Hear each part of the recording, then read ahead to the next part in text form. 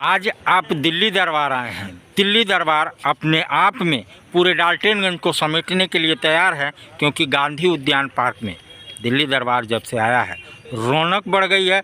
OBC मोर्चा अपने 10 सूत्री मांगों को लेकर के अड़ा हुआ है और कल से एक लौ हवन कुंड स्टार्ट करेगा पलामू के गांधी मूर्ति यानी टाउन हॉल से, जहां महात्मा गांधी के मूर्ति को माल्यार्पण करके वहां से एक कार्यक्रम, एक आंदोलन स्टार्ट करेगा अपनी मांगों को लेकर के, अपनी अस्तित्व को लेकर के, अपनी सब कुछ लेकर के। क्योंकि इनका कहना है हमारी आबादी बहुत है लेकिन हमारा कहीं अस्तित्व नहीं है।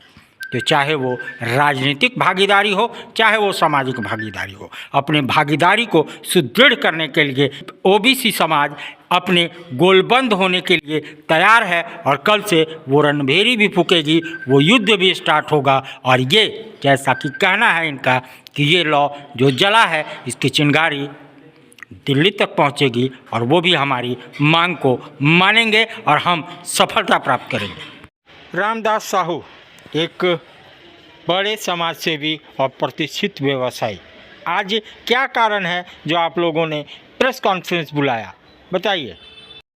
गरीब बाल बच्चे ऐसे हैं कि कर्ज लेकर के, महाजन से कर्ज लेकर के, बैंक से कर्ज लेकर के शिक्षा ग्रहण करते हैं, लेकिन उनको जो है कि नौकरी नहीं मिल पा रहा है। ये सब जो हम लोगों में त्रुटि, हमारा समाज में ओबीसी परिवार में त्रुटि है, उस त्रुटि को दूर करने के लिए हम लोग पलामू प्रमंडल के समाज सेवी लोग एक रथ कल 16 तारीख को शिवाजी मैदान से रवाना करेंगे।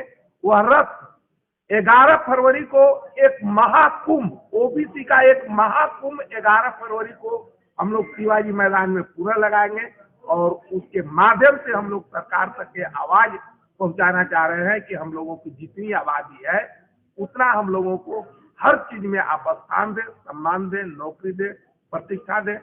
साथ ही हम लोगों ओबीसी परिवार 90% व्यवसाय करते हैं। हम सरकार से ये भी मांग करते हैं कि ओबीसी परिवार हम जितने आपको जीएसटी अपने व्यापार के क्रम में हम आपको जितना जीएसटी दे रहे हैं, जब हमारा व्यवसाय शिथिल हो जाता है, जब हमारा व्यवसाय बंद हो जाता है, तो हम जितना आपको जीएसटी दिए हैं उसके अनुपात में हमको भी 60 वर्ष के बाद वृद्धा पेंशन की व्यवस्था किया जाए, कि हमको भी वृद्धा पेंशन जैसा आप पेंशन दीजिए। हम सब दिन आपको व्यवसाय करके जीएसटी का पैसा दिए और जब हमारा व्यवसाय शिथिल हो जा रहा है तो आप हमको उसमें से पेंशन दो, उम्र कम हो जा रहा है। साथ ही दूसरे हम लोग व्यवसायी हैं, हम अभी भी बोले कि हम लोगों 90% ओबीसी परिवार व्यवसाय से आते हैं, तो हम लोगों को बैंक से एक ऐसा व्यवस्था कराया जाए कि 25 लाख, 20 लाख, 30 लाख रुपए बिना इंटरेस्ट के, बिना सूद के हम लोगों व्यवसायियों को व्यवसाय करने के लिए सरकार व्यवस्था करे। अन्य मांगों को लेकर के हम लोग एक आंदोलन छेड़ने जा रहे हैं। यह आंदोलन की चिंगारी पलामू प्रमंडल से होते हुए हमारे राज्य रांची में जाएगा, रांची से होते हुए यह दिल्ली तक आवाज जाएगा और सरकार को हम लोग बाध्य करेंगे कि ओबीसी का जितना आबादी है उतना आप हक दीजिए। माल्यार्पण करके हम अन्य महापुरुषों के ऊपर माल्यार्पण करके हम सभी इस अभियान यात्रा का शुरुआत कर रहे हैं। और उसमें हमारी जो हिस्सेदारी है, चाहे वह राजनीतिक हिस्सेदारी हो, शैक्षणिक हिस्सेदारी हो, रोजगार में हिस्सेदारी हो, सरकारी नौकरियों में हिस्सेदारी हो, छात्र छात्राओं को शिक्षा के लिए हिस्सेदारी हो, उसको लेकर के हम लोग इस अभियान का शुरुआत पलामू प्रमंडल से किए हैं। इस पलामू प्रमंडल का चिंगारी केंद्र सरकार तक जाने का काम करेगा, राज्य सरकार को जगाने का काम करेगा। और जो राज्य सरकार के अधिकार का क्षेत्र है, अभी तुरंत 27% आरक्षण को लागू करे राज्य सरकार और हमारा हक और अधिकार दे।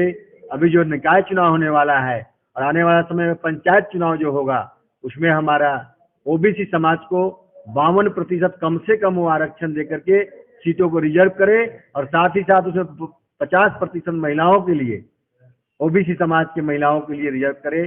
तभी हम लोग इस अभियान को रोकेंगे, अन्यथा हम लोग निरंतर इस अभियान को, चाहे वह राज्य सरकार हो चाहे केंद्र सरकार हो, इसको जारी रखेंगे।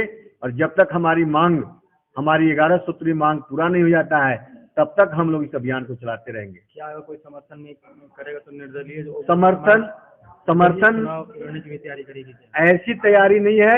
जैसा परिस्थिति आएगा, हमारे समाज के लोगों द्वारा जैसा निर्णय लिया जाएगा वैसे किया जाएगा। इस मंच के माध्यम से जो निर्णय लिया जाएगा वैसा किया जाएगा। और अब मैं आपको बता देना चाहता हूं, सरकार को इतना मजबूर कर दूंगा कि हमारी मांग को सभी लोगों मानने के लिए तैयार हो जाएंगे और यह कहेंगे कि मैं आपका मांग को मानता हूं, आप मेरा समर्थन कीजिए।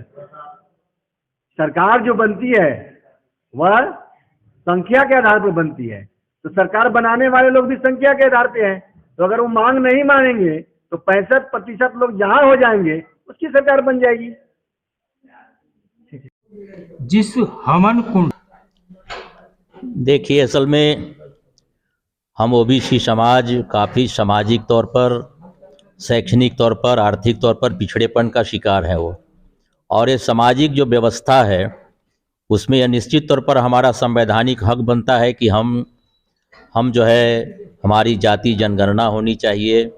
उसके आधार पर हमको जो है शिक्षा मिलनी चाहिए, हमको जो है रोज़गार मिलनी चाहिए।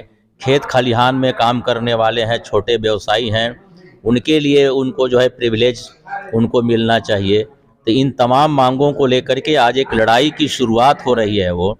और ये लड़ाई लड़ने वाले लोग, इसमें वैसे लोग हैं जो एक लंबी लड़ाई के जो है उसके भागीदार रहे हैं वो।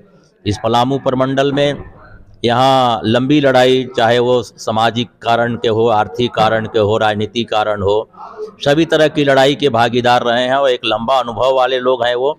वैसे ही वो ओबीसी समाज के लोग यहाँ जुटे हुए भी हैं वो। तो निश्चित तौर पर हम लोग तो अपने को एक संकल्प के साथ आज इसकी शुरुआत कर रहे हैं। और ये सरकार, चाहे राज्य सरकार हो या केंद्र की सरकार हो, हमारा आंदोलन जो है वो लगातार अनवरत चलेगा वो।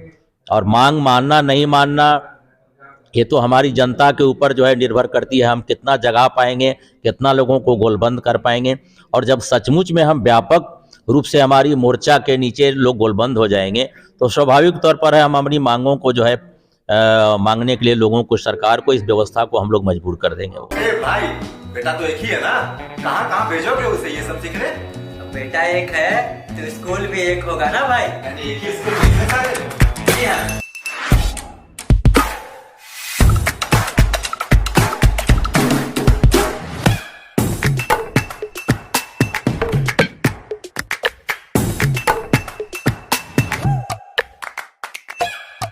भाई, बेटा तो एक ही है ना, कहाँ भेजोगे उसे ये सब सीखने? बेटा एक है तो स्कूल भी एक होगा ना भाई। यानी एक ही स्कूल में इतने सारे? जी हाँ, ग्रीन वैली इंटरनेशनल स्कूल, यानी कि अपने बच्चों के लिए एकदम सही स्कूल। जी हाँ, ग्रीन वैली इंटरनेशनल स्कूल जो गढ़ता है आपके बच्चों का भविष्य।